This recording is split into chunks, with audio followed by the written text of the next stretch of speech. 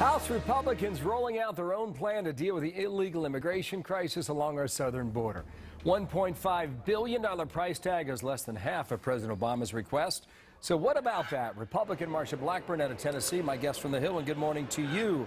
Good morning. You came in at 1.5. The president came in at 3.7. What's the big difference? Well, what you have in the House proposal that is kind of the working papers that we're going from is half that money would go for putting the National Guard on the southern border.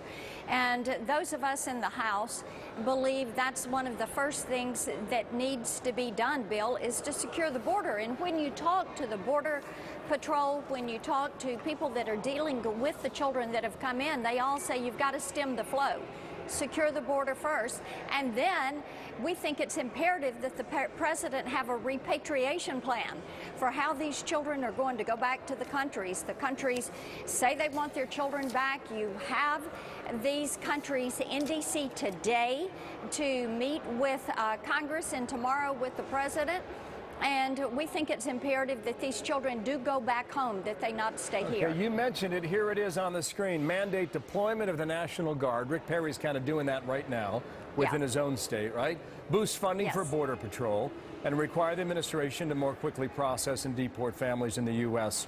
illegally. What's the chance that gets through Congress? Because there's a Senate plan out there that is quite different.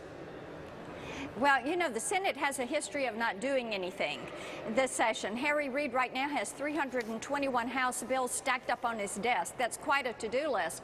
And we know it is going to be incumbent upon the House to lead. We also know that one of the things that needs to be done is this 2012 DACA, which is the Deferred Action on Childhood Arrivals executive order that the president did, needs to be frozen. That needs to be rescinded because that is the magnet that these coyotes are using through these countries, and it is despicable the way that is being used to bring these children here.